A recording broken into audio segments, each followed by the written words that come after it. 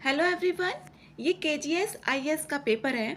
Bihar 71 BPSC prelims के लिए test paper 17 है। हिंदी इंग्लिश दोनों में है। इसमें क्वेश्चन नंबर फर्स्ट है, यदि किसी अर्थव्यवस्था में कंपनियां उत्पादन स्तर को स्थिर रखते हुए अनियोजित रूप से भंडार इन्वेंट्री का संचय कर रही है तो निम्नलिखित में से सबसे तर्कसंगत निष्कर्ष क्या होगा। इसमें यहाँ पर फर्स्ट ऑप्शन करेक्ट है। घरेलू उपभोक्ताओं ने अपनी बचत दर बढ़ा दी है जबकि निवेश में समानुपाती वृद्धि दर नहीं हुई है।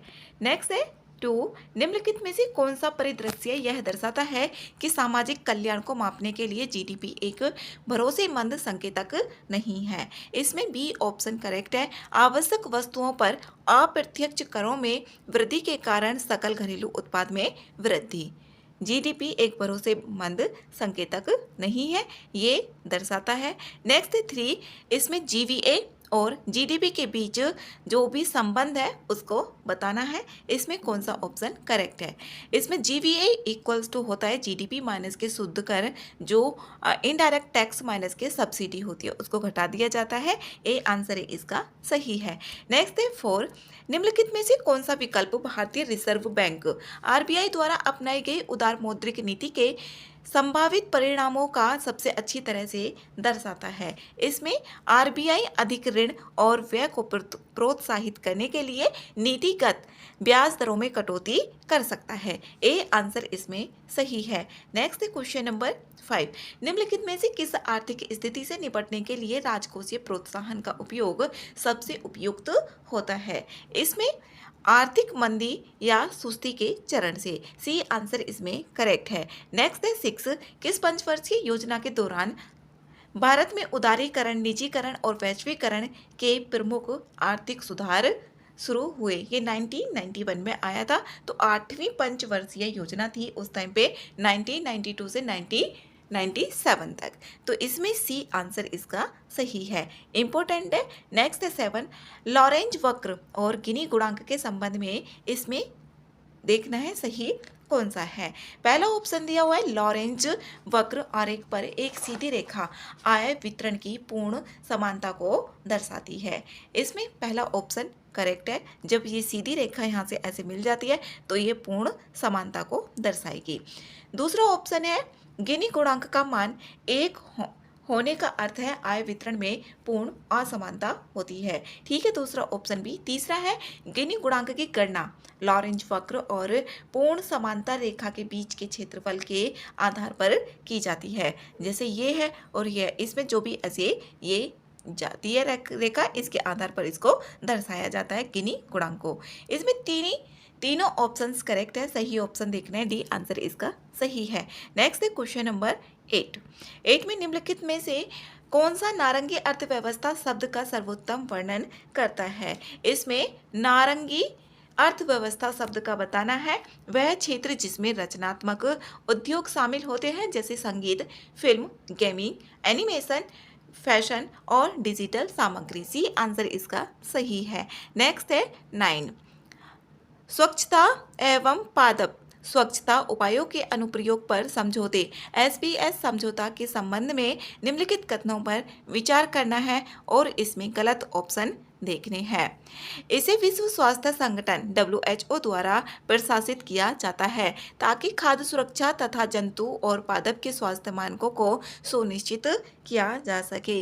इसमें पहला ऑप्शन तो गलत है, पहला ऑप्शन इसमें सही नहीं है। इसे 1995 के मराकेश समझौते के तहत खाद्य सुरक्षा, पशु और पादप स्वास्थ्य से संबंधित व्यापार उपायों को विनियमित किया गया था।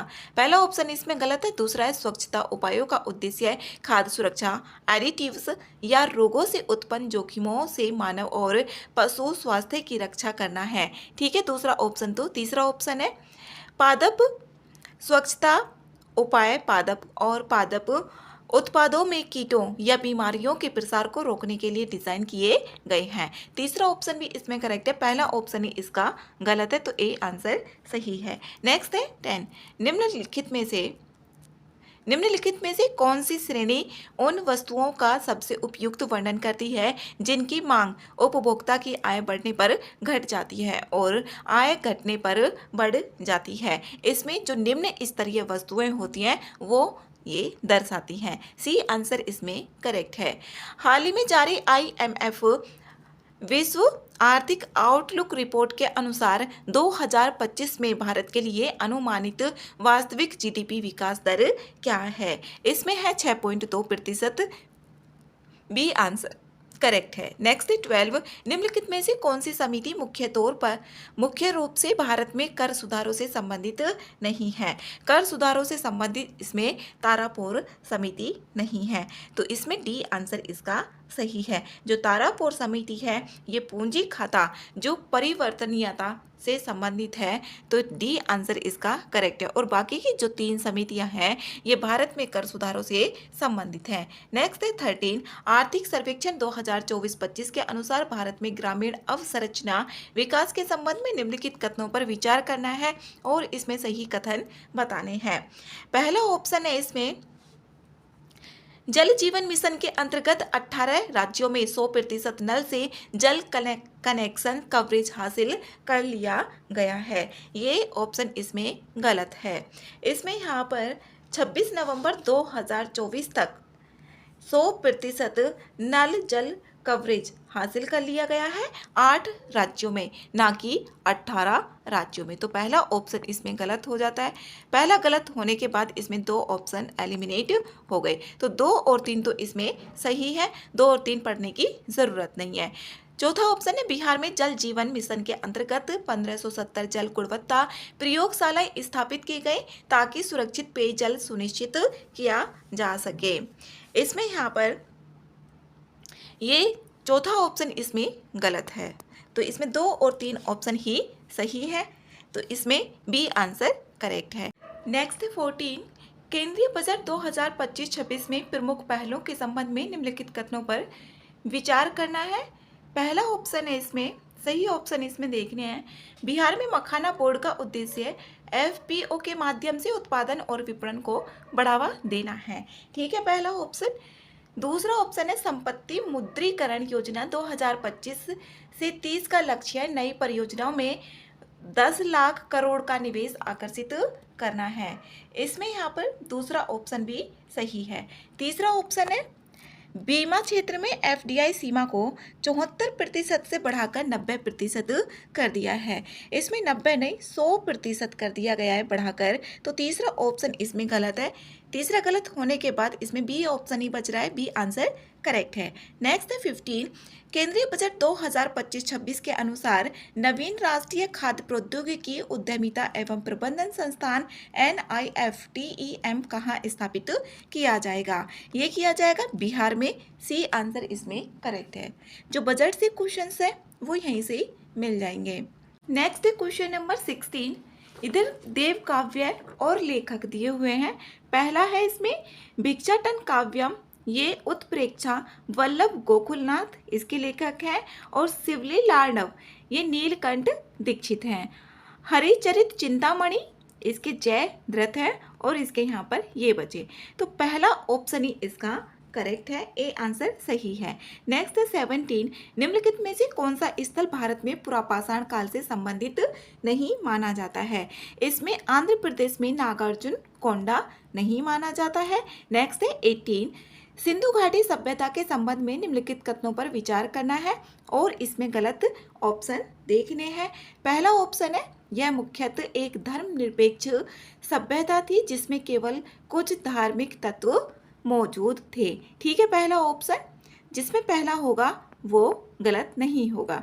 एक नर्तकी की प्रसिद्ध कांस्य प्रतिमा कालीबंगा से प्राप्त हुई है।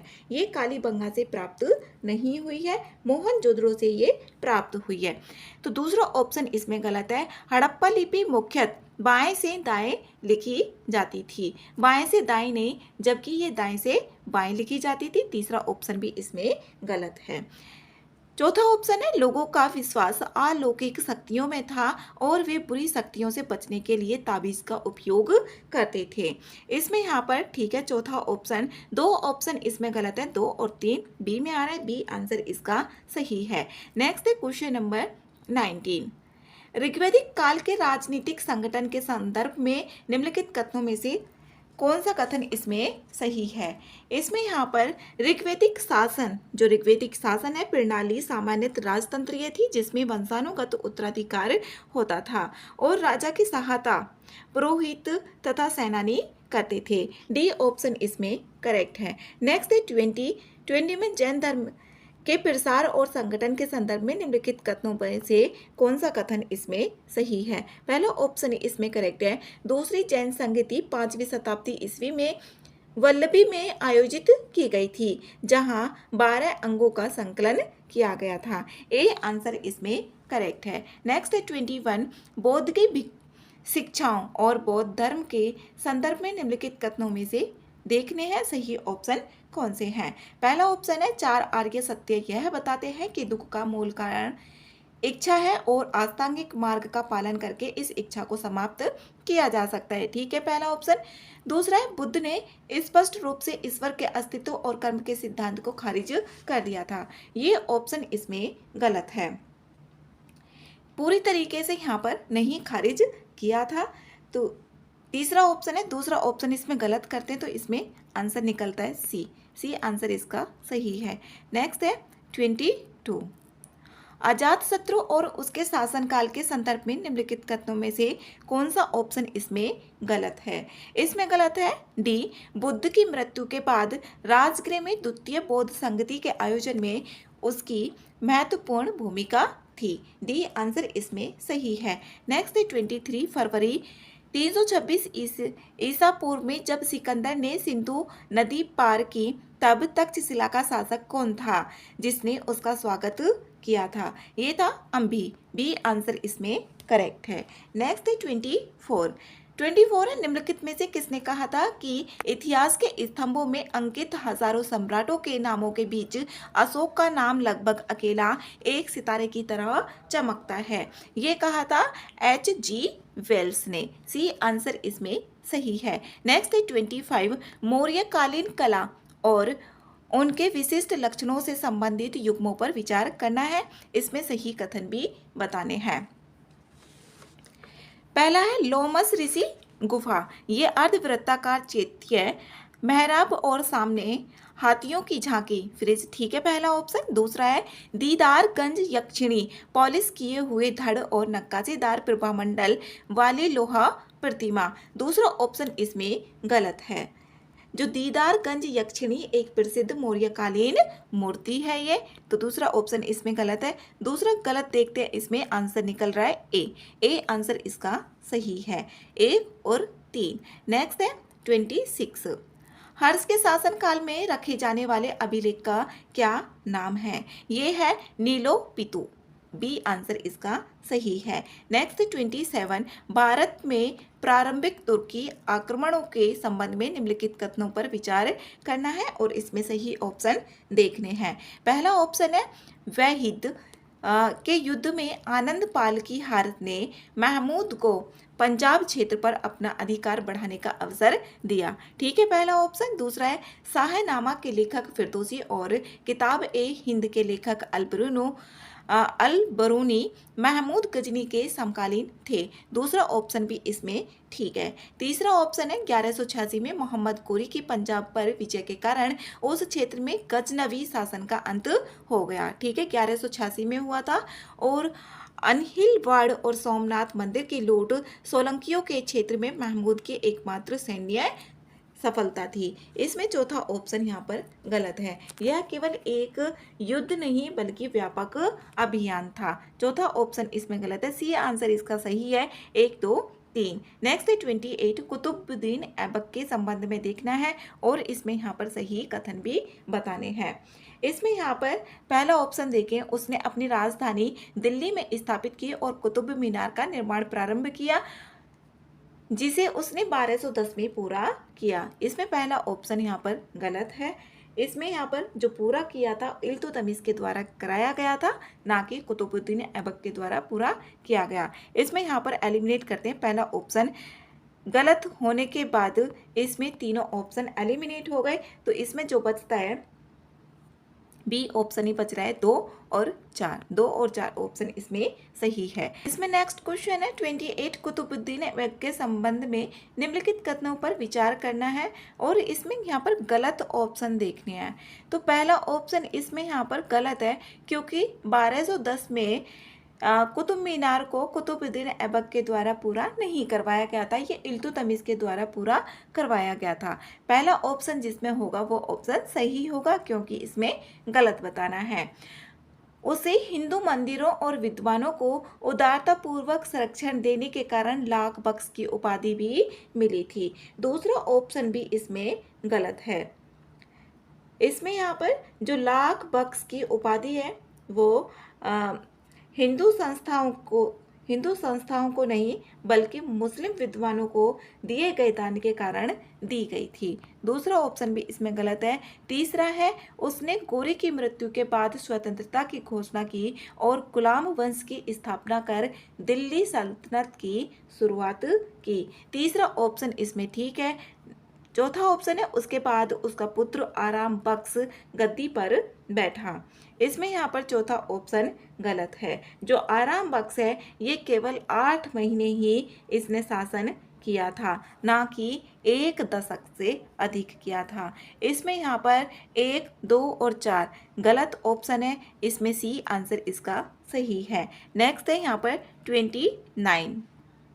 अकबर की भूराजस्व और प्रशासनिक प्रणालियों के संदर्भ में इसमें सही कथन देखने हैं। पहला है दहसाला प्रणाली में पिछले 10 वर्षों की औसत उपज के आधार पर राजस्व निर्धारित किया जाता था। ठीक है, पहला ऑप्शन मनसबदार प्रणाली में पद और जमीन के अधिकार वंशानुगत रूप से मिलते थे। ये वंशानुगत रूप से नहीं मिलते थे। जो मनसब है एक रैंक होती थी।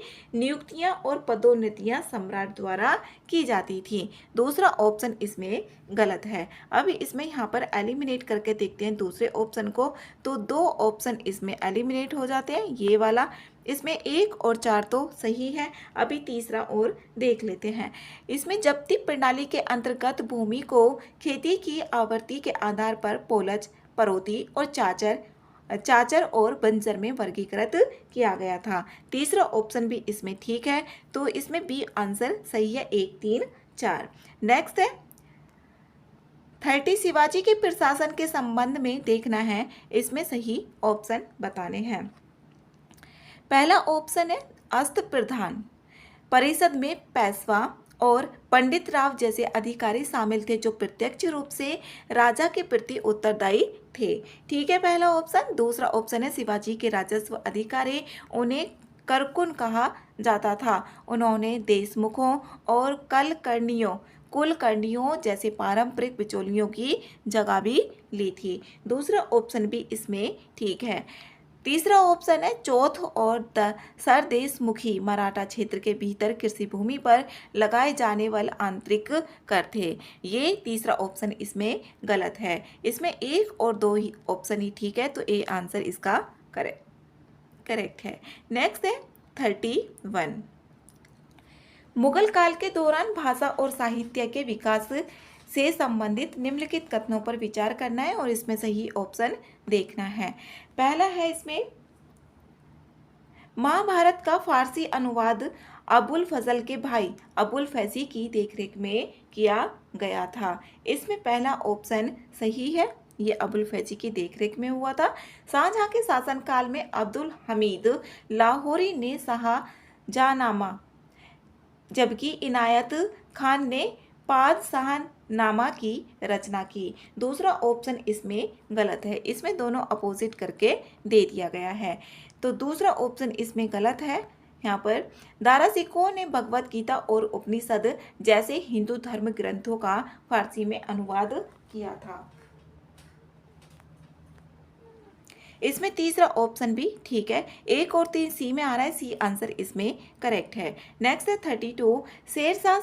शेरशाह के प्रशासन के संबंध में निम्नलिखित कथनों में से देखना है कौन सा ऑप्शन इसमें गलत है। इसमें डी ऑप्शन गलत है। शेरशाह ने दीवान ए इंसान नामक पद की स्थापना न्यायिक नियुक्तियों और भूमि माप की देखरेख के लिए की थी। ये डी ऑप्शन इसका सही है। जो शेरशाह सूरी है इसने 5 वर्षों तक शासन किया था और ये एक कुशल प्रशासनिक व्यवस्था भी स्थापित की थी।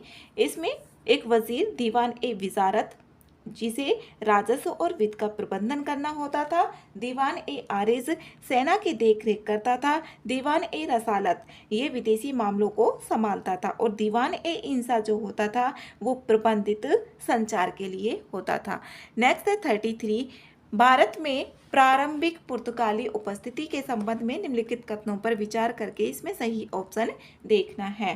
पहला ऑप्शन है सही बताना है। इसमें पुर्तगालियों ने 1510 में तिम्मिया की सहायता से बीजापुर के शासकों को हराकर वेला गोवा में एक स्थायी बस्ती स्थापित की थी। इसमें पहला ऑप्शन यहाँ पर सही है। इसमें यहाँ पर गलत ऑप्शन देखना है। पहला ऑप्शन तो इसमें सही है। दूसरा ऑप्शन है अल्बुकर्क ने 1511 में मलक्का पर कब्जा कर लिया और फैमोसा नामक एक किला बनवाया। दूसरा ऑप्शन भी इसमें सही है। तीसरा है फ्रांसीसी डी अल्मीडा भारत में पुर्तगालियों के प्रथम गवर्नर थे जिनके बाद अल्बुकर्क ने पद संभाला। तीसरा ऑप्शन भी इसमें सही है। इसमें गलत पूछा हुआ है तो कोई सा भी इसमें गलत नहीं है, डी आंसर सही है। नेक्स्ट है 34। भारत में प्रारंभिक ब्रिटिश बस्तियों के संदर्भ में निम्नलिखित कथनों पर विचार करना है। इसमें यहाँ पर कौन सा युग्म सही सुमेलित है। इसमें सी ऑप्शन ठीक है। चार्ल्स द्वितीय 1668 में ईस्ट इंडिया कंपनी को बॉम्बे पट्टे पर दिया था क्योंकि दहेज में मिला था। सी आंसर इसमें करेक्ट है। नेक्स्ट है 35। निम्नलिखित में से कौन तृतीय मैसूर युद्ध 1790 से 92 का कारण नहीं था। इसमें कारण नहीं था हैदराबाद के निजाम का टीपू सुल्तान के साथ गठबंधन। सी आंसर इसमें सही है। नेक्स्ट है 36। निम्नलिखित में से कौन सी भारत में अंग्रेजों द्वारा शुरू की गई सहायक संधि प्रणाली की विशेषता नहीं थी। इसमें कौन सी विशेषता नहीं थी। ये भारतीय राज्य फ्रांस को छोड़कर अन्य यूरोपीय शक्तियों के साथ गठबंधन कर सकता था। बी आंसर इसमें करेक्ट है। नेक्स्ट है 37। लॉर्ड विलियम बेंटिंक द्वारा की गई कूटनीतिक पहलों के संबंध में निम्नलिखित कथनों में से सही कथन यहाँ पर बताने हैं। पहला ऑप्शन है उन्होंने महाराजा रणजीत सिंह के साथ एक वाणिज्यिक संधि की। ठीक है, पहला ऑप्शन। दूसरा ऑप्शन है उन्होंने सिंध के अमीरों के साथ एक रक्षात्मक सैन्य संधि पर हस्ताक्षर किए। दूसरा ऑप्शन इसमें गलत है। लॉर्ड विलियम बेंटिंक ने सिंध के अमीरों के साथ कोई गठबंधन नहीं किया था। तीसरा ऑप्शन है। दूसरा ऑप्शन इसमें गलत कर देते हैं तो तीसरा ऑप्शन सही होगा। 1 और 3 सही है। सी आंसर इसका करेक्ट है। नेक्स्ट है 38। 1857 के विद्रोह के संबंध में निम्नलिखित कथनों में से सही ऑप्शन इसमें बताना है। इसमें पहला ऑप्शन ही करेक्ट है। विद्रोह के दौरान बहादुर शाह द्वितीय को भारत का सम्राट घोषित किया गया। ए आंसर करेक्ट है। नेक्स्ट है 39। असहयोग आंदोलन और स्वराज पार्टी के संबंध में कथनों में से देखने हैं सही कथन कौन से हैं। इसमें पहला ऑप्शन है 1920 के नागपुर अधिवेशन में भारतीय राष्ट्रीय कांग्रेस ने प्रांतीय भाषाई पुनर्गठन के सिद्धांत को स्वीकार कर एक रचनात्मक बदलाव किया। ठीक है, पहला ऑप्शन। दूसरा है विदेशी वस्तुओं का बहिष्कार और खादी का प्रचार असहयोग आंदोलन के दौरान अपनाए गए आर्थिक प्रतिरोध के एकमात्र रूप थे। दूसरा ऑप्शन इसमें गलत है। एकमात्र ये रूप नहीं थे और भी बहुत सारी चीजें थी। तीसरा ऑप्शन है स्वराज पार्टी ने यद्यपि द्वैध शासन का विरोध किया फिर भी उसने औपनिवेशिक शासन के अंतर्विरोधों को आंतरिक रूप से उजागर करने के लिए द्वैध शासन वाली संस्थाओं का उपयोग किया। तीसरा ऑप्शन इसमें सही है। चौथा ऑप्शन है स्वराजवादियों ने पूरे 1920 के दशक में खुद को भारतीय राष्ट्रीय कांग्रेस से औपचारिक रूप से अलग एक पार्टी के रूप में बनाए रखा। इसमें चौथा ऑप्शन गलत है, पूरे टाइम के लिए इसमें अलग नहीं बनाए रखा था। पहला और तीसरा ऑप्शन सही है, तो ए आंसर इसमें करेक्ट है। नेक्स्ट है 40 में आज़ाद हिंद फौज INA के संबंध में देखना है, इसमें सही कथन। पहला ऑप्शन है INA की अलग अलग ब्रिगेड थी जिनके नाम सुभाष चंद्र बोस, महात्मा गांधी और जवाहरलाल नेहरू जैसे भारतीय नेताओं के नाम पर रखे गए थे। पहला ऑप्शन इसमें करेक्ट है। INA की महिला रेजिमेंट जिसे रानी लक्ष्मीबाई के नाम पर नामित किया गया था, आधुनिक भारतीय सैन्य इतिहास की पहली पूर्णतः महिला युद्ध इकाई थी। दूसरा ऑप्शन भी इसमें करेक्ट है, तो सी आंसर इसमें सही है। क्वेश्चन नंबर 41, इसमें यहाँ पर सही कालानुक्रम में देखना है। सविनय अवज्ञा आंदोलन की बात करें तो ये 1930 का है, 1930 का। नेहरू रिपोर्ट 1928, और इसमें नेहरू रिपोर्ट और साइमन कमीशन, पहले साइमन कमीशन आया था 1928 में, उसके बाद में यहाँ पर ये नेहरू रिपोर्ट, ये साइमन कमीशन भी 1928। सबसे पहले यहाँ पर 1928, ये तो 1929 का है जो पूर्ण स्वराज्य है। जब लाहौर में अधिवेशन हुआ था कांग्रेस का, तब ये अपनाया गया था, इसकी घोषणा की गई थी। तो सबसे पहले तीसरा होगा, तीसरे से यही स्टार्ट हो रहा है, 3, 2, 4 और 1, तो बी आंसर इसमें सही है। नेक्स्ट है क्वेश्चन नंबर 42, भारत के संविधान को अंगीकार करने और लागू करने से संबंधित सही कथन इसमें देखने हैं। पहला ऑप्शन है इसमें संविधान को उस तिथि को अंगीकृत किया गया जिस दिन भारत में गणतंत्र दिवस मनाया जाता है, इसमें गलत है। इसको 26 नवंबर 1949 को अपनाया गया था, जबकि गणतंत्र दिवस तो 26 जनवरी को मनाया जाता है। संविधान के कुछ प्रावधान 1949 में ही लागू कर दिए गए थे। ठीक है, दूसरा ऑप्शन, पहला ऑप्शन गलत है, तो इसमें भी आंसर ही सही होगा। नेक्स्ट है 43, भारतीय संविधान में मौलिक अधिकारों के संबंध में इसमें गलत कथन देखने हैं। गलत कथन कौन से हैं? इसमें यहाँ पर इसमें कूट नहीं दिए हुए हैं, तो जो आर्टिकल 19 है इसके अंतर्गत दिए गए अधिकारों पर कोई युक्ति युक्त प्रतिबंध लागू नहीं होता। सी आंसर इसमें सही है। नेक्स्ट 44, राज्य के नीति निर्देशक सिद्धांतों DPSP के अंतर्गत प्रावधानों और उनके अनुच्छेदों के निम्नलिखित युग्मों पर विचार करना है, और इसमें कितने युग्म सही है ये बताना है। इसमें यहाँ पर देखें, जो आर्टिकल 45 है, आर्टिकल 45 में सभी बच्चों के लिए प्रारंभिक बाल्यावस्था, देखभाल और शिक्षा, इसमें यहाँ पर 6 वर्ष से कम आयु के जो बच्चे होंगे, प्रारंभिक बाल्यावस्था, देखभाल और शिक्षा का इसमें प्रावधान है। ठीक है, पहला ऑप्शन। तो दूसरा ऑप्शन है आर्टिकल 50, स्मारकों, स्थानों और वस्तुओं का संरक्षण, इसमें ये नहीं बोला गया है। न्यायपालिका और कार्यपालिका पृथक्करण की बात की गई है आर्टिकल 50 में।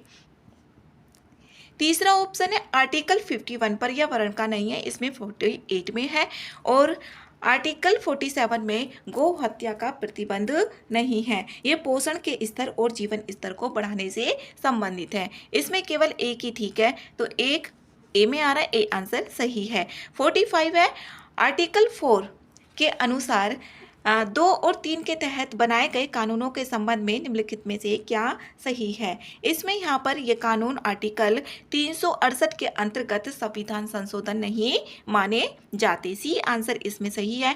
46 है निम्नलिखित में से कौन सा मामला भारतीय संविधान की मूल संरचना सिद्धांत के सीधे तौर पर संबंधित नहीं था? इसमें यहाँ पर मेनका गांधी बनाम भारत संघ 1978 नहीं था। डी आंसर इसमें करेक्ट है। नेक्स्ट है 47, भारतीय संसद के संबंध में निम्नलिखित कथनों पर विचार करना है और सही ऑप्शन इसमें बताना है। संसद की संयुक्त बैठक का प्रावधान केवल साधारण विधेयकों और संविधान संशोधन विधेयकों पर लागू होता है। यह संविधान संशोधन विधेयकों पर लागू नहीं होता है। राज्यसभा का सभापति किसी विधेयक की संयुक्त बैठक की अध्यक्षता नहीं कर सकता। ठीक है, दूसरा ऑप्शन इसमें सही ऑप्शन बताना है, केवल बी आंसर सही है। नेक्स्ट है 48, सर्वोच्च न्यायालय के मूल आरंभिक अधिकार क्षेत्र के संबंध में निम्नलिखित कथनों में से गलत कथन यहाँ पर बताने हैं। गलत कथन देखने हैं। इसमें केंद्र और एक या एक से अधिक राज्यों के बीच या दो से अधिक राज्यों के बीच के विवाद को शामिल होता है। पहला ऑप्शन तो इसमें करेक्ट है। अब पहला जिसमें होगा वो गलत नहीं हो सकता, तो यहाँ पर बी आंसर इसका सही है 48 का। नेक्स्ट है 49, किसी राज्य के महाधिविक्ता के संबंध में निम्नलिखित कथनों में से सही कथन इसमें देखना है। इसमें यहाँ पर बी ठीक है, महाधिविक्ता को राज्य विधानमंडल की कार्यवाही में भाग लेने का अधिकार है, लेकिन वह मतदान नहीं कर सकता। 49 का बी आंसर इसमें करेक्ट है। क्वेश्चन नंबर 50, भारत में स्थानीय सरकार की संवैधानिक स्थिति के संबंध में निम्नलिखित कथनों पर विचार करना है और इसमें सही कथन बताने हैं। नगर पालिकाएं विषय का उल्लेख संविधान की 7वीं अनुसूची के अंतर्गत राज्य सूची में है, ठीक है। 73वें और 74वें संविधान संशोधन के माध्यम से क्रमशः भाग 9 और 9A पंचायतों का भाग 9 है और भाग 9A नगर पालिकाओं के लिए प्रावधान शामिल हैं, ठीक है। पहला भी और दूसरा ऑप्शन भी ठीक है। तीसरा ऑप्शन है स्थानीय सरकार मूल रूप से समवर्ती सूची का विषय था। जो स्थानीय सरकार है ये राज्य सूची का विषय था, ना कि ये समवर्ती सूची का। यहाँ पर तीसरा ऑप्शन गलत है। 1 और 2 ठीक है, ए आंसर इसमें करेक्ट है। नेक्स्ट 51, भारतीय संविधान के किस अनुच्छेद के अंतर्गत यह स्पष्ट रूप से प्रावधान किया गया है कि राष्ट्रपति मंत्रिपरिषद की सहायता से सलाह के अनुसार कार्य करेगा। ये आर्टिकल 74 में बोला गया है, बी आंसर सही है। नेक्स्ट है 52, राष्ट्रीय मानवाधिकार आयोग NHRC के कार्य संचालन के संबंध में निम्नलिखित कथनों में से सही कथन इसमें बताना है। पहला ऑप्शन है NHRC केवल उसी मानवाधिकार उल्लंघन की घटनाओं की जांच कर सकता है जो घटना की तारीख से 1 वर्ष के भीतर दर्ज की गई, ठीक है, पहला ऑप्शन। दूसरा है आयोग को अपनी कार्य प्रणाली तय करने का अधिकार है और उसे सिविल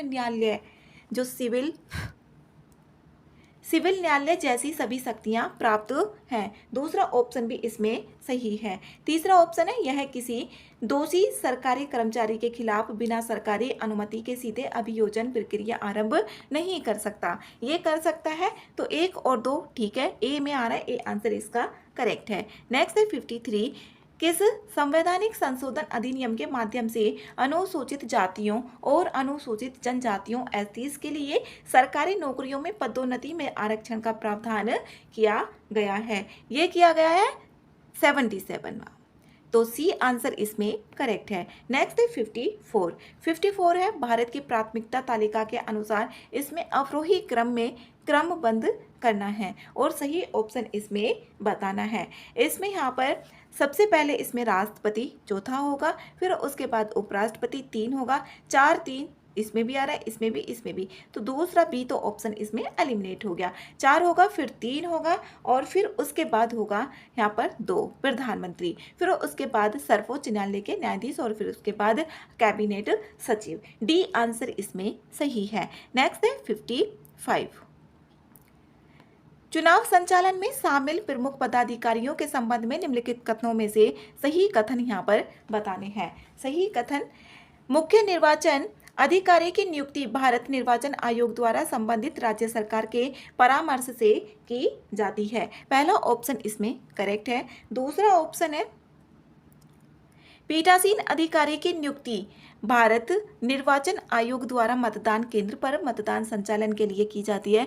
दूसरा ऑप्शन इसमें गलत है। दूसरा इसमें भी आ रहा है, इसमें भी आ रहा है, तो 2 ऑप्शन इसमें गलत हो गए। निर्वाचन अधिकारी किसी निर्वाचन क्षेत्र के लिए मतदाता सूची तैयार करने और उसमें संशोधन करने के लिए उत्तरदायी होता है। तीसरा ऑप्शन भी इसमें गलत है। जिला निर्वाचन अधिकारी मुख्य निर्वाचन अधिकारी के समग्र नियंत्रण में निर्वाचन कार्य की निगरानी करता है। 1 और 4 इसमें ठीक है, ए आंसर इसका करेक्ट है। नेक्स्ट है 55, UNEP की अंतराल रिपोर्ट 2024 के अनुसार विश्व के शीर्ष उत्सर्जक में भारत का स्थान कौन सा है? इसमें है तीसरा, बी आंसर इसमें करेक्ट है, इंपॉर्टेंट है। नेक्स्ट 57, वैश्विक प्रकृति संरक्षण सूचकांक 2024 के संबंध में इसमें सही कथन देखने हैं।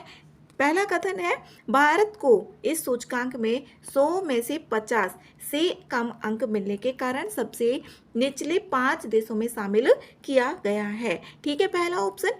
यह संयुक्त राष्ट्र पर्यावरण कार्यक्रम यूएनईपी द्वारा विकसित किया जाता है। ये ऑप्शन गलत है, इसे यूएनईपी के द्वारा नहीं किया जाता, जबकि Goldman Sonnenfeld school of sustainability and climate change Ben Gurion university of the Negev के द्वारा इसको विकसित किया जाता है। तो केवल एक ऑप्शन ही इसमें करेक्ट है। नेक्स्ट है 58।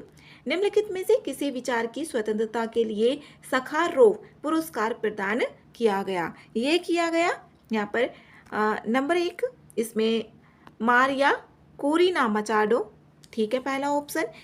दूसरा ऑप्शन है एडमुंडो गोंजालेज उरुतिया। ठीक है, दूसरा ऑप्शन भी। तीसरा ऑप्शन है अलेक्सी नवालनी। इसमें तीसरा ऑप्शन नहीं है, तो 1 और 2 ही इसमें शामिल है। ए आंसर इसमें करेक्ट है। नेक्स्ट है यहाँ पर 59।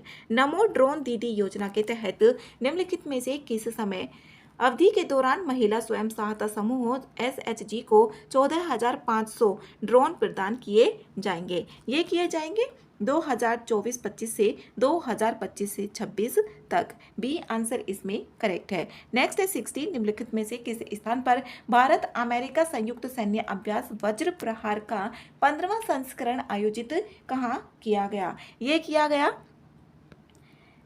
इडाहो अमेरिका में। ए आंसर इसमें करेक्ट है। 61 है राष्ट्रीय प्राकृतिक खेती मिशन के संदर्भ में निम्नलिखित कथनों में से सही कथन इसमें बताने हैं।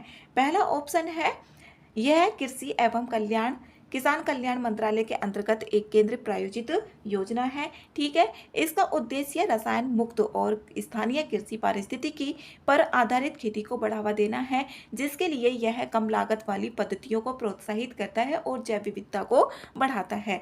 दूसरा ऑप्शन भी इसमें सही है। तीसरा है, इसका उद्देश्य ग्राम पंचायतों में 15,000 समूहों के माध्यम से 5 करोड़ किसानों तक पहुंचना और 7.5 लाख हेक्टेयर क्षेत्र को कवर करना है। इसमें तीसरा ऑप्शन गलत है, ये 5 करोड़ नहीं है, जबकि इसमें 1 करोड़ किसानों तक पहुंचना है।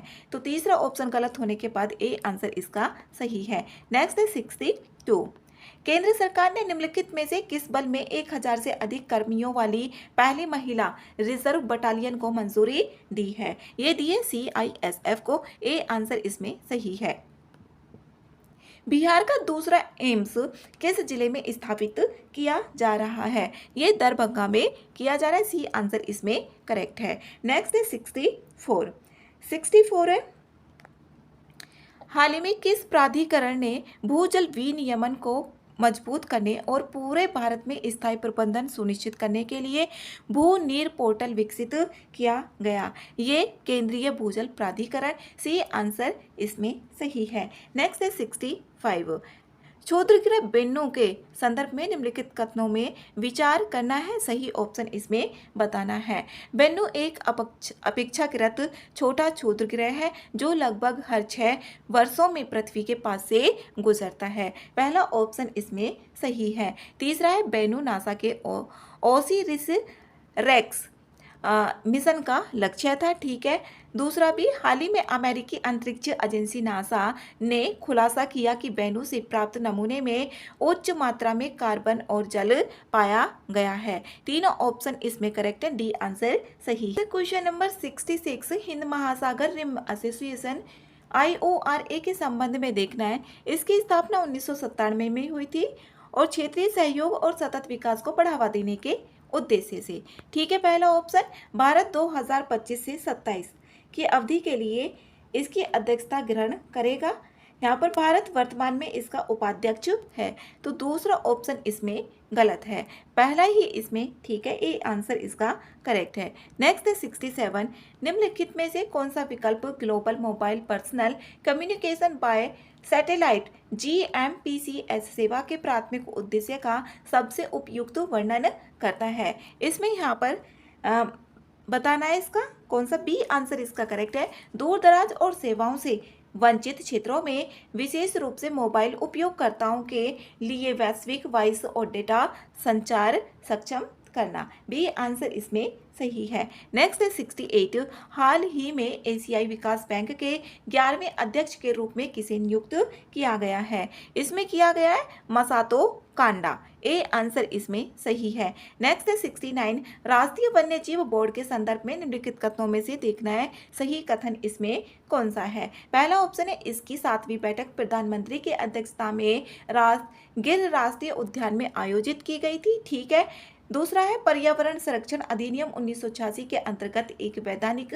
निकाय है। दूसरा ऑप्शन ये गलत है, ये 1986 के अंतर्गत नहीं है, जबकि वन्य जीव संरक्षण अधिनियम 1972 के तहत है।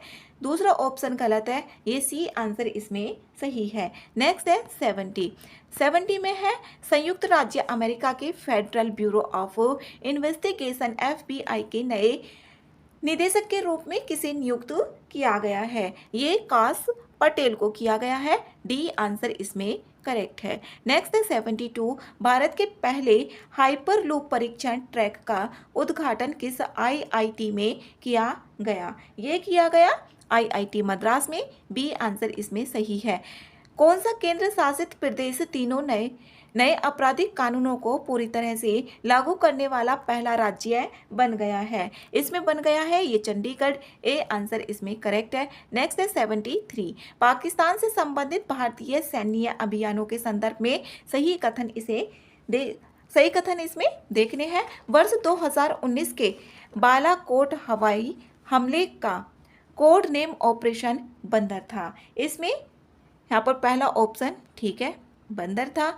वर्ष 1984 के सियाचिन संघर्ष को ऑपरेशन सफेद सागर कहा गया था। दूसरा ऑप्शन इसमें गलत है। इसे यहाँ पर जो ऑपरेशन सफेद सागर 1999 के कारगिल संघर्ष से संबंधित था, ना कि 1984 से। दूसरा ऑप्शन गलत हो जाता है, तो ऑप्शन एलिमिनेट हो गए। इसमें यहाँ पर तीसरा ऑप्शन है वर्ष 1971 के युद्ध में ऑपरेशन कैक्टस लिली वायुसेना और ऑपरेशन ट्राइडेंट नौसेना शामिल थे। इसमें यहाँ पर तीसरा ऑप्शन भी सही है। फिर है चौथा ऑप्शन, तीसरा ऑप्शन सही है तो चौथा ऑप्शन भी इसमें सही होगा। ऑप्शन सी करेक्ट है। नेक्स्ट है 74, भारत के 38वें राष्ट्रीय खेल कहाँ आयोजित हुए? 38वें राष्ट्रीय खेल ये उत्तराखंड में आयोजित हुए थे। ए आंसर इसमें करेक्ट है। नेक्स्ट है 75, किस वैज्ञानिक ने यह स्थापित किया कि दुर्बल नाभिकीय बल और विद्युत चुंबकीय बल एक एकीकृत विद्युत दुर्बल बल की अभिव्यक्तियां हैं? ये किया था यहाँ पर इसमें सेल्डन ग्लासो के द्वारा भी और अब्दुस सलाम के द्वारा भी, स्टीवन वेनबर्ग के। इसमें तीनों ऑप्शंस करेक्ट है, तीनों ऑप्शन डी में आ रहा है। डी आंसर इसमें सही है। नेक्स्ट है यहाँ पर 76 है प्रकाश विद्युत प्रभाव का सिद्धांत किसने प्रस्तावित किया था? ये किया था हेनरिक हर्ट्ज के द्वारा। ए आंसर इसमें करेक्ट है। नेक्स्ट 77, समस्थानिक और संभारिक के संदर्भ में इसमें सही कथन बताने हैं। जो समस्थानिक और संभारिक होते हैं, संभारिक में जो द्रव्यमान संख्या होती है वो बराबर होते हैं, जबकि समस्थानिक में परमाणु क्रमांक बराबर होते हैं। इसमें यहाँ पर संभारिक वे परमाणु होते हैं जिसमें द्रव्यमान समान होता है लेकिन परमाणु क्रमांक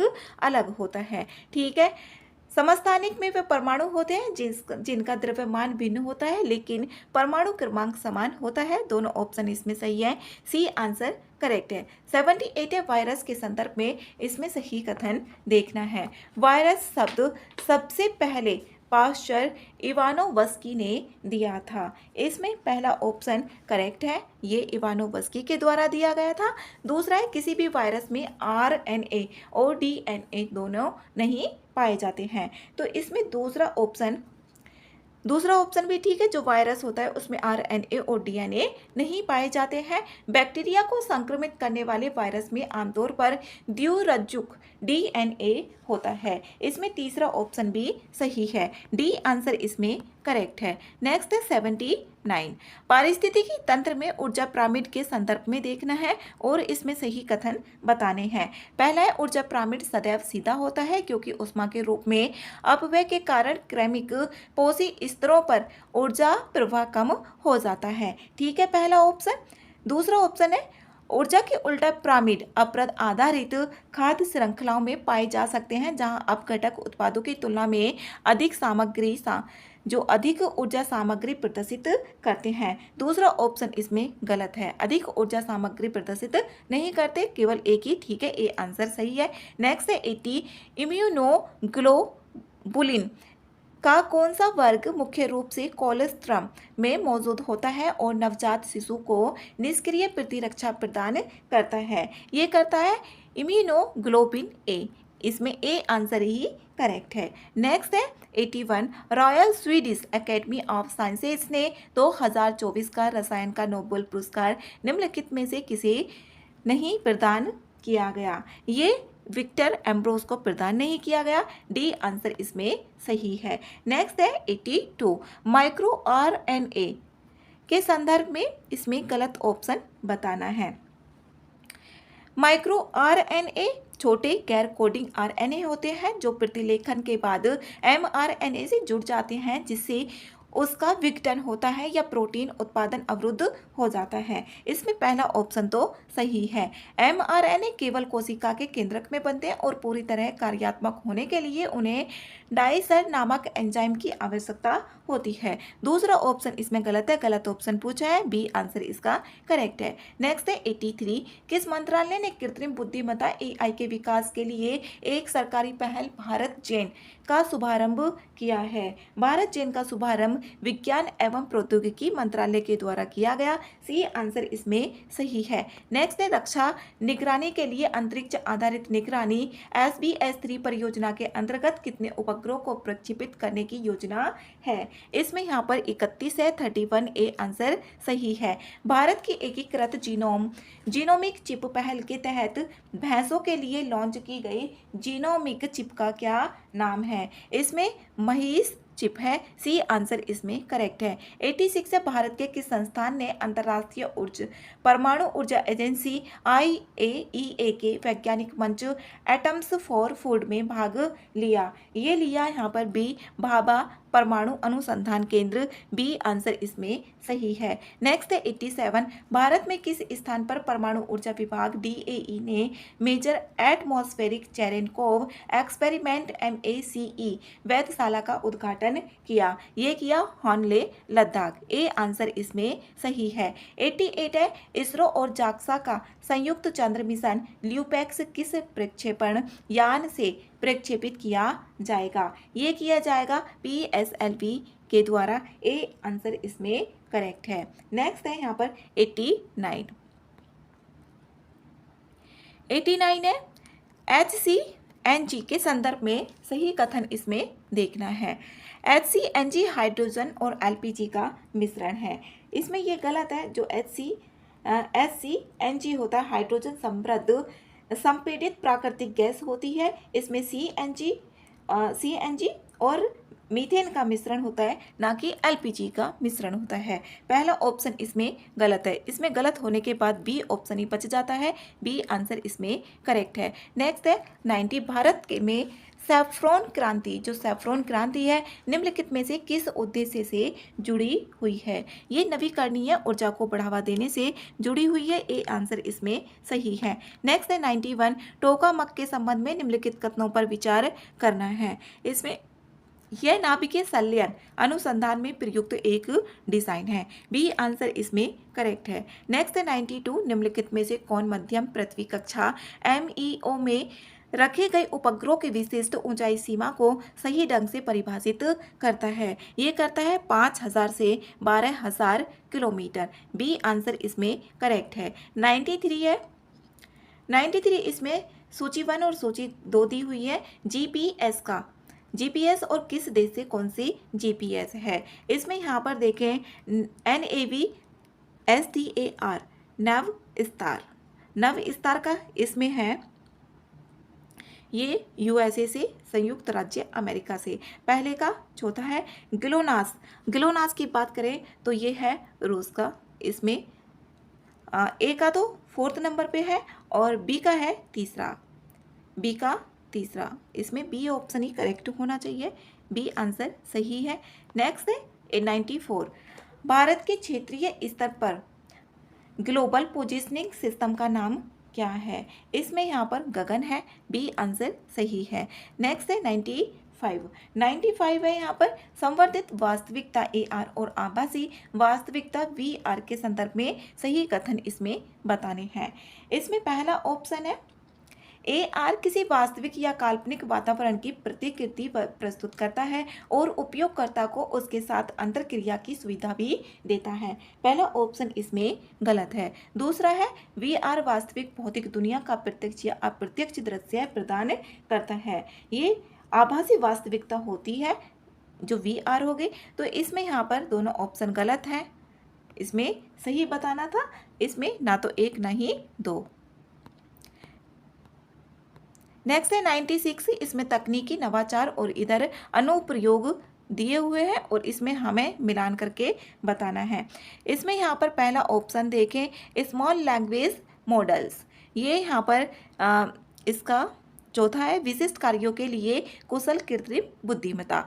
सॉलिड स्टेट बैटरिया, इसका यहाँ पर पहला ही है और ऑम्निओमिक्स ये है इसमें दूसरा। फिर यहाँ पर ये बच जाता है तो तीसरा ए आंसर इसका सही है। नेक्स्ट है 97, संयुक्त राष्ट्र ने किस वर्ष को क्वांटम विज्ञान और प्रौद्योगिकी का अंतर्राष्ट्रीय वर्ष घोषित किया है? ये किया है 2025 को, ए आंसर इसमें सही है। 98 है भारत की भौगोलिक संरचना के संदर्भ में सही कथन इसमें बताना है। इसमें पहला ऑप्शन है हिमालय एक युवा स्थलाकृति का प्रतिनिधित्व करता है जिसमें ऊंचे पर्वत शिखर और गहरी घाटियां होती हैं, ए आंसर इसमें सही है। दूसरा है प्रायद्वीपीय पर्वत, जो प्रायद्वीपीय पठार है भारत का सबसे नवीन भौगोलिक विभाजन है, दूसरा ऑप्शन इसमें गलत है। इसमें सही ऑप्शन ए ही है, ए आंसर इसका करेक्ट है। नेक्स्ट है 99, नदियों और उनके उद्गम के निम्नलिखित युग्मों में से देखना है कौन सा कथन इसमें सही है। पहला है यहाँ पर गोदावरी, जो गोदावरी नदी है यहाँ पर ब्रह्मगिरी पहाड़ियों से ये नहीं निकलती है, जबकि महाराष्ट्र में नासिक के पास से ये निकलती है। तो पहला ऑप्शन इसमें गलत है, ये गलत हो जाता है। महानदी की बात करें तो ये गलत है, सतपुड़ा पर्वतमाला से नहीं निकलती है महानदी, छत्तीसगढ़ से ये निकलती है। और तीसरा ऑप्शन है यमुना, ये यमुनोत्री हिमनद से ही निकलती है, तीसरा ऑप्शन इसमें सही है। अब इसमें यहाँ पर तीसरा तो सभी में ही था, तीसरा तो होना ही था। सतलुज की बात करें तो सतलुज नदी इसमें तिब्बत में राकास झील के पास से निकलती है, ना कि कैलाश पर्वत से ये निकलती है। तो इसका यहाँ पर ओनली सी होगा, सी आंसर इसमें करेक्ट है। 100 है भारत में मानसूनी पवनों को मौसमी पवने माना जाता है, इसमें पहला ऑप्शन करेक्ट है और इसकी यहाँ पर दोनों सही भी है और इसकी यहाँ पर व्याख्या भी हो रही है, ए आंसर ही सही है। नेक्स्ट है 101, जेट स्ट्रीम के संदर्भ में सही कथन इसमें बताने हैं। जेट स्ट्रीम ऊपरी क्षोभमंडल ट्रोपोस्फीयर में उच्च वेग वाली पश्चिमी पवनों की एक संकरी धाराएं होती हैं, इसमें पहला ऑप्शन तो ये सही है। दूसरा है उपोष्ण कटिबंधीय जेट स्ट्रीम भारत में उत्तर पूर्वी मानसून के आगमन के लिए उत्तरदायी होती है, दूसरा ऑप्शन इसमें गलत है, ये इसके लिए उत्तरदायी नहीं होती है। तीसरा ऑप्शन है, अब इसमें दूसरे को गलत करें तो ये भी हो गया, ये भी हो गया। अब इसमें तीसरा जेट स्ट्रीम उत्तर भारत में पश्चिमी विक्षोभों की गति को प्रभावित करती है, इसमें ठीक है, ये जो पश्चिमी विक्षोभ है उसकी गति को प्रभावित करती है, बी आंसर इसमें सही है। नेक्स्ट है 102, भारत में उष्ण कटिबंधीय पर्णपाती वनों के संदर्भ में निम्नलिखित कथनों में से सही कथन इसमें बताने हैं। पहला ऑप्शन है इन्हें मानसूनी वन के नाम से भी जाना जाता है, ठीक है। दूसरा ऑप्शन है ये आर्द्रता बनाए रखने के लिए शुष्क मौसम में अपनी पत्तियां गिरा देते हैं, ठीक है।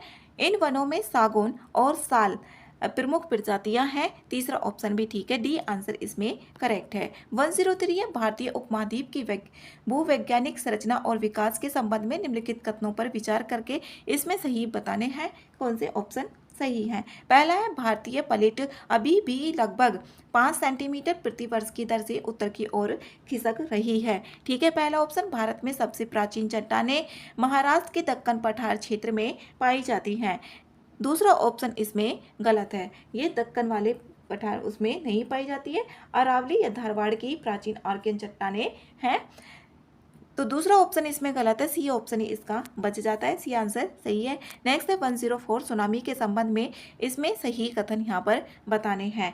फर्स्ट ऑप्शन है इसका, सुनामी समुद्र के अंदर आने वाले भूकंपों से उत्पन्न होने वाली विशाल समुद्री लहरें हैं, ठीक है। दूसरा ऑप्शन है भारत का पूर्वी तट पश्चिमी तट की तुलना में सुनामी के प्रति अधिक संवेदनशील है, ठीक है। दूसरा ऑप्शन भी, सी ऑप्शन इसका सही है। जो पूर्वी तट है पश्चिमी तट की तुलना में सुनामी के प्रति अधिक संवेदनशील होता है। नेक्स्ट है 105 निम्नलिखित में से कौन इन सिटू संरक्षण, इसमें इन सिटू संरक्षण का एक उदाहरण है। इन सिटू का मतलब है जहाँ पर वो प्रजातियां हैं वहीं पर उनका संरक्षण किया जाए, और एक्स सिटू का मतलब है वहाँ से हटाकर कहीं और उनको लेकर जाया जाए। तो इसमें राष्ट्रीय उद्यान है जो इन सिटू है, सी आंसर इसमें करेक्ट है। नेक्स्ट है 106 भारत में वनों के प्रकारों के संदर्भ में निम्नलिखित कथनों में से देखने हैं कौन से कथन इसमें सही हैं। पहला ऑप्शन है उष्णकटिबंधीय वर्षा वन पश्चिमी घाट की पश्चिमी ढलानों पर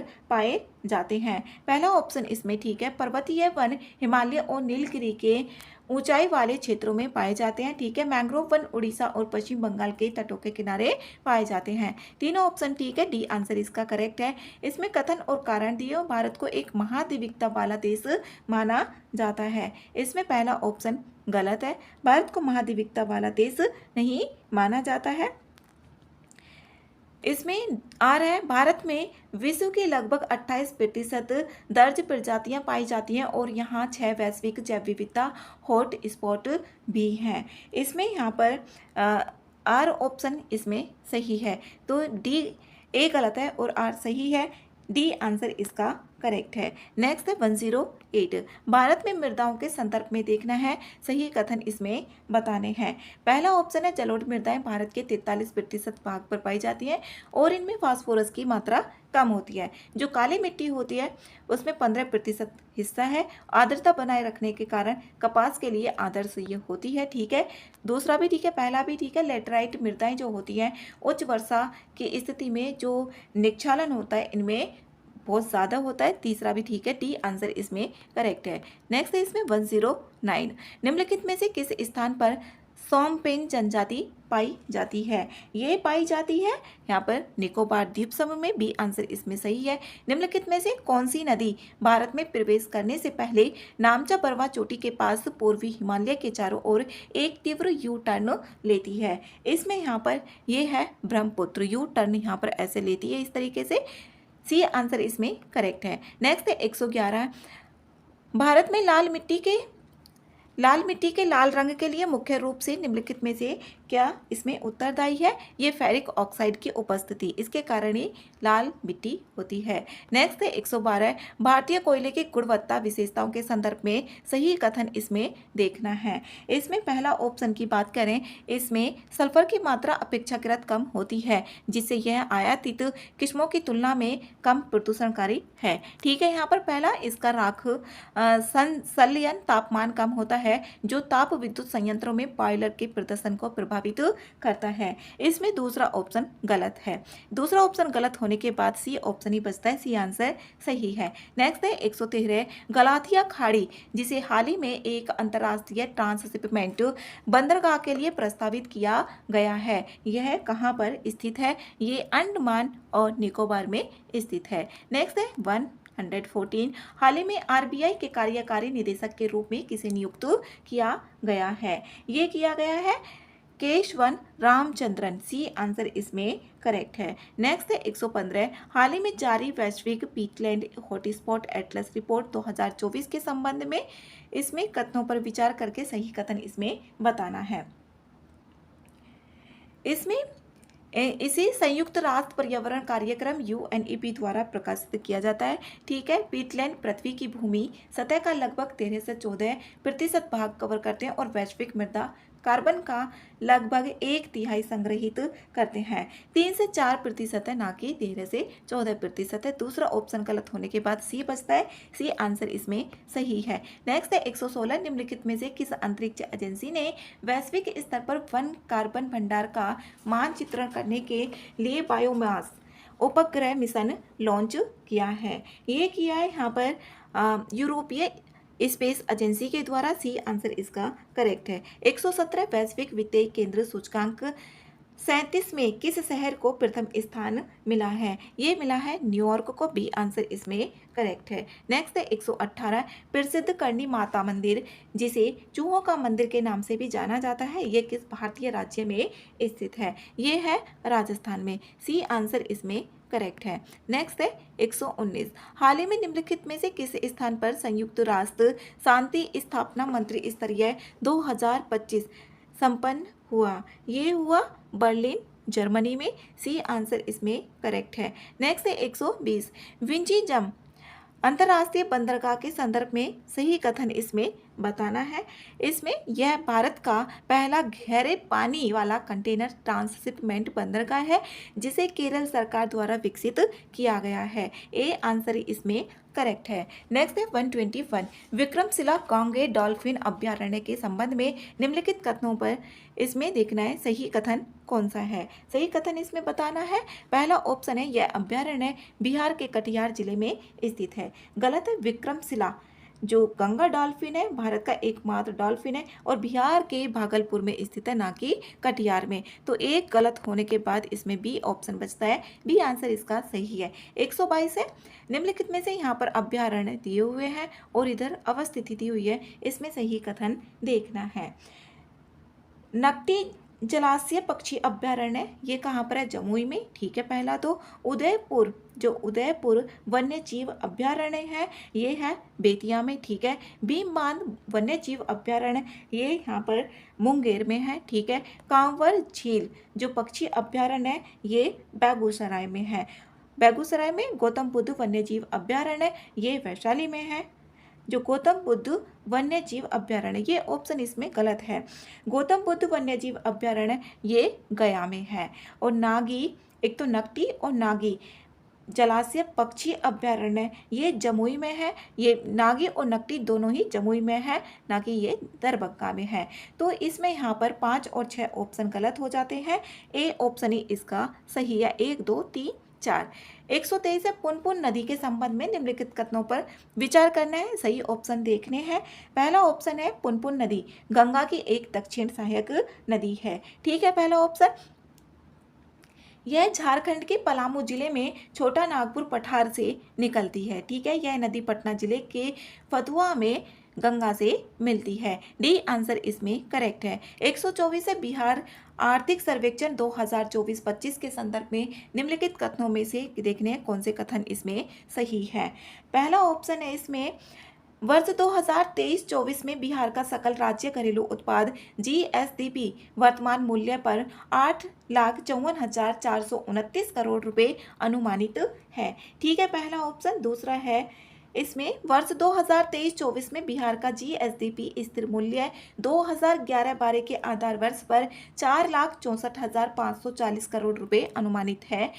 1 और 2 दोनों ठीक है। सी आंसर इसमें सही है। नेक्स्ट है 125 बिहार आर्थिक सर्वेक्षण 2024-25 के अनुसार 2011-12 की स्थिर कीमतों में वर्ष 2023-24 में बिहार की सकल राज्य मूल्यवर्धन जीएसबीए में विभिन्न क्षेत्रों की हिस्सेदारी से संबंधित देखने कौन से कथन इसमें सही है। पहला है तृतीयक सेवा क्षेत्र में इतना ही योगदान है। द्वितीयक क्षेत्र में जो योगदान है प्राथमिक क्षेत्र से अधिक है। दूसरा ऑप्शन भी ठीक है। प्राथमिक क्षेत्र का जो योगदान है ये है 19.9%, ना कि 29.9% है। 1 2 ऑप्शन ए में आ रहा है। ए आंसर इसका सही है। 126 है इसमें खनिज और अयस्क दिए हुए हैं और प्राप्ति कहाँ से होती है। हेमेटाइट की बात करें तो ये भागलपुर से ही होती है। ठीक है। मैग्नेटाइट की बात करें गया और जमुई से होती है। पायराइट की बात करें तो रोहतास से होती है। अब्रक नवादा जमुई और गया से होती है। ठीक है। और बॉक्साइट मुंगेर और रोहतास। तो डी आंसर इसमें करेक्ट है। 127 है जनगणना 2011 के अनुसार सही ऑप्शन इसमें देखने हैं। बिहार के जो सभी जिले हैं उसमें रोहतास जिले की कुल साक्षरता दर सबसे अधिक है। इसमें पहला ऑप्शन ठीक है। सबसे ज़्यादा और कितनी है? 73.37% है। दूसरा ऑप्शन है बिहार के सभी जिलों में रोहतास जिले में पुरुष साक्षरता दर भी सबसे अधिक है। कितनी है पुरुष साक्षरता दर? 82.88% है, जबकि महिला साक्षरता दर है 62.97%। दूसरा ऑप्शन भी इसमें ठीक है। बिहार की औसत साक्षरता दर इसमें है 61.80, 61 है ये, ना कि 71.80 है, 61.80% है। दो ऑप्शन इसमें ठीक है, सी आंसर इसका करेक्ट है। नेक्स्ट है 128। बिहार पंचायती राज अधिनियम 2006 के अनुसार ग्राम सभा की 2 लगातार बैठकों के बीच अधिकतम कितना समय अंतराल हो सकता है? ये होता है 6 महीने का। नेक्स्ट है 129। बिहार विधान परिषद के संबंध में सही कथन इसमें देखना है। बिहार विधान परिषद में कुल 75 सदस्य होते हैं। जो विधान परिषद है उसका बताना है। ठीक है, पहला ऑप्शन। बिहार विधान परिषद में 63 सदस्य निर्वाचित होते हैं और 12 सदस्य को राज्यपाल द्वारा मनोनीत किया जाता है। दूसरा ऑप्शन भी इसमें करेक्ट है। इसमें जो प्रत्येक सदस्य होते हैं उसका कार्यकाल 6 वर्ष का ही होगा और हर 2 वर्ष में 1/3 सदस्य सेवानिवृत्त भी होते हैं। ठीक है, तीनों ऑप्शन डी आंसर इसमें करेक्ट है। नेक्स्ट है 130। जनगणना 2011 के अनुसार निम्नलिखित कथनों पर देखना है, सही कथन इसमें बताने हैं। बिहार की जनसंख्या भारत की कुल जनसंख्या का 8.60% है। इसमें पहला ऑप्शन करेक्ट है। दूसरा यहाँ पर जो इसका जनघनत्व है, ठीक है, 1106 ही है। दूसरा भी ठीक है, पहला भी। बिहार में जो सर्वाधिक जनसंख्या वृद्धि दर वाला जिला है ये गोपालगंज ना होकर के ये है यहाँ पर मधेपुरा, 31.12%। तो गोपालगंज नहीं है, 1-2 ठीक है, सी आंसर इसमें सही है। 131 से अजात शत्रु के द्वारा सर्वप्रथम किस प्रांत के विरुद्ध महाशिलाकंटक तथा रथ मूसल नामक अस्त्रों का प्रयोग किया गया था? ये किया गया था वैशाली में। ए आंसर इसमें सही है। नेक्स्ट है 132। मगध शासक के संबंध में निम्नलिखित कथन किस विद्वान का है? चंद्रगुप्त मौर्य ने 6 लाख की सेना लेकर संपूर्ण भारत को रोंद डाला था। ये कथन है यहाँ पर प्लूटार्क का। सी आंसर इसमें करेक्ट है। नेक्स्ट है 133। बौद्ध धर्म के महायान संप्रदाय की उत्पत्ति किस बौद्ध संगति के दौरान हुई थी? ये हुई थी चतुर्थ। डी आंसर इसमें करेक्ट है। डच व्यापारियों ने पटना में प्रथम फैक्ट्री की स्थापना कब की थी? ये की थी 1632 में। ए आंसर इसका सही है। 135 से 1857 की क्रांति के दौरान पटना में पीर अली के नेतृत्व में विद्रोह की शुरुआत कब की गई थी? ये की गई थी 3 जुलाई 1857 को। नेक्स्ट है 136। 136 है बिहार के जगदीशपुर में किसके नेतृत्व में समानांतर सरकार की स्थापना की गई थी? ये की गई थी अमर सिंह। सी आंसर इसमें करेक्ट है। 137 है निम्नलिखित में से महिला स्वतंत्रता सेनानियों में से किसे बिहार की लक्ष्मीबाई के नाम से जाना जाता है? ये राम स्वरूप देवी इनको जाना जाता है। नेक्स्ट है 138। 138 है भारतीय संविधान को अलंकृत करने वाले प्रमुख कलाकार नंदलाल बोस का जन्म बिहार के किस क्षेत्र में हुआ था? ये हुआ था मुंगेर में। बी आंसर करेक्ट है। विदेशिया नामक कृति के रचनाकार निम्नलिखित में से कौन है? इसमें यहाँ पर है भिखारी ठाकुर। बी आंसर इसमें सही है। सबसे कम काल अवधि वाले बिहार के मुख्यमंत्री निम्नलिखित में से कौन है? ये है सतीश प्रसाद सिंह। ए आंसर इसमें करेक्ट है। नेक्स्ट है इसमें यहाँ पर रीजनिंग और मैथ्स के क्वेश्चंस स्टार्ट होते हैं। 141 है इसमें LHKGJI और VRUQTS। इसमें ये दिया हुआ है। इसमें यहाँ पर देखें तो इसमें मिलान करके देखना है कौन सा पैटर्न इसमें कर रहा है। इस तरीके से L की बात करें तो ये 12 पे होता है, H 8 पे होता है, 12 और 8 यहाँ पर 20 हो गया। K 11 पर होता है और G होता है 7 पे, तो ये 18 हो गया। J कितने पर होता है? यहाँ पर 10 पे होता है और I होता है यहाँ पर 9 पे, तो ये हो गया 19। यहाँ पर 20 और यहाँ पर 11 7 18 और फिर 19 बना। फिर यहाँ पर V होता है 22 पे और ये होता है 18 पे। U होता है 21 पे, Q होता है 17 पे, T होता है 20 पे और S होता है 19 पे। इसी तरीके का यहाँ पर देखना है किससे कौन सा इसका रिलेशन बन रहा है। इसमें यहाँ पर TP, SO और RQ। बी ऑप्शन इसका करेक्ट है। नेक्स्ट है 142। यदि किसी वर्ष में 25 अगस्त को गुरुवार है तो उसी महीने में सोमवार की संख्या कितनी होगी। अब यहाँ पर 25 अगस्त को 25 अगस्त को यहाँ पर थर्सडे है, तो इससे यहाँ पर निकालें पहले 18 और 7 25, 18 को भी पड़ेगा जो थर्सडे होगा, और फिर यहाँ पर 11 तारीख को भी पड़ेगा, और फिर 4 तारीख को भी थर्सडे ही पड़ेगा, और फिर यहाँ पर 25 तारीख को। तो यहाँ पर थर्सडे उस महीने में सोमवार की संख्या कितनी होगी। तो इसमें सोमवार की जो संख्या होगी इसमें 5 होगी, क्योंकि यहाँ पर 4 से पहले इसमें पड़ जाएगा एक सोमवार, फिर यहाँ पर 4 तो ये हो जाएंगे, और फिर इसके बाद में भी यहाँ पर पड़ जाएगा इस महीने में, तो 5 होंगे। सी आंसर इसमें सही है। नेक्स्ट है 143 है किसी निश्चित कोट में प्रोडक्शंस को यहाँ पर ये लिखा जाता है, और इसी कोट में इसको क्या लिखा जाएगा। अब पी का क्यों से हो रहा है, पी क्यों से, और आर भी फिर क्यों से। पी का यहाँ पर देखें, पी होता है पी क्यों 16 पे, पी होता है 16 पे, क्यों होता है 17 पे, फिर आर 18, एक यहाँ पर पहले ऐड हुआ, फिर दूसरी बार में हो रहा है यहाँ पर आर 18, और फिर हुआ यहाँ पर -1, पहले तो प्लस के 1 हुआ, फिर -1 हुआ, ओ होता है यहाँ पर ओ पी, फिर +1 और -1। इस तरीके से यहाँ पर इसकी सीक्वेंस बन रही है। इसमें यहाँ पर देखें तो कौन सा ऑप्शन बनेगा, ए ऑप्शन इसमें करेक्ट होगा, तो ए आंसर इसका सही है। नेक्स्ट है 144, पक्षी विज्ञानी पक्षी से संबंधित है और नृ विज्ञानी किससे संबंधित हैं। तो यहाँ पर इसमें सी करेक्ट होगा, सी ऑप्शन इसमें सही है, ये मानव से संबंधित होगा। नेक्स्ट है 145, इसमें नितेश बिंदु ए से चलना शुरू करता है और दक्षिण की ओर 6 किलोमीटर जाता है। ये 6 किलोमीटर यहाँ से जा रहा है, फिर यहाँ पर ये बाएं मुड़ जाता है, बाएं मुड़ गया, और ये 8 किलोमीटर चलता है, फिर यहाँ से दाएं मुड़ जाता है। इस तरीके से दाएं ये मुड़ रहा है, दाएं मुड़ के यहाँ पर फिर ये 8 किलोमीटर ही चल रहा है, ये 8 किलोमीटर चल रहा है, फिर यहाँ से इसमें बाएं मुड़ता है, ये बाएं मुड़ा, फिर कितना चल गया यहाँ पर 6 किलोमीटर चला, आखिरी में वह बाएं मुड़ता है, मतलब ऊपर की साइड को मुड़ेगा, और कितना चला यहाँ पर 14 किलोमीटर चला, और बिंदु पी पर वो रुक जाता है। यहाँ पर कोई बिंदु पी है, ये यहाँ पर रुक जाता है।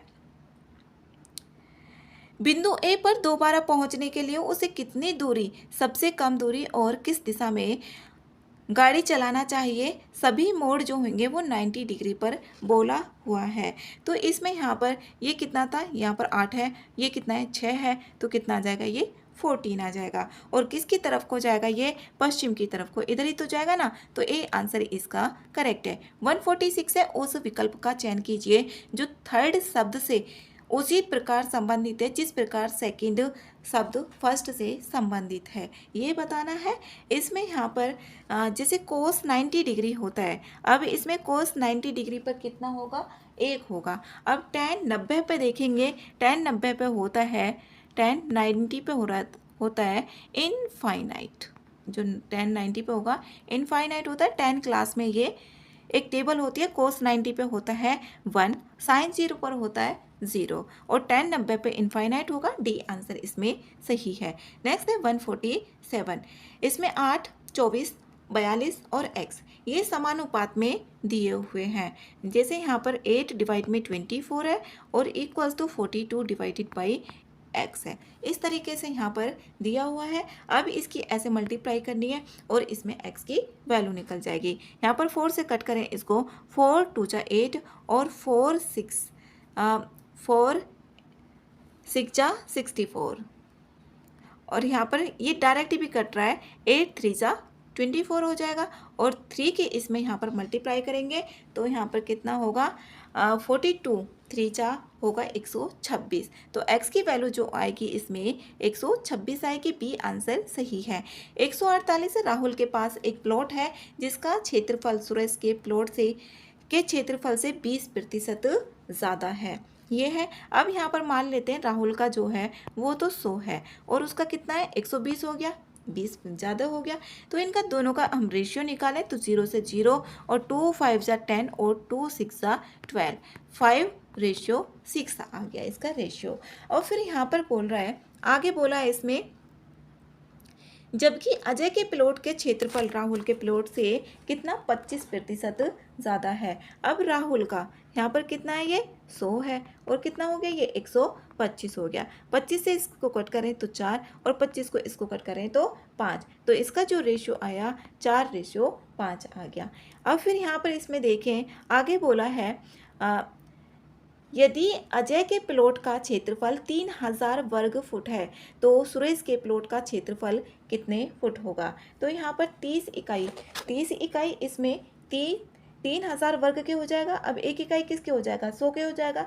तो यहाँ पर जो होगा ये 2000 के आ जाएगा। ए आंसर इसमें करेक्ट है।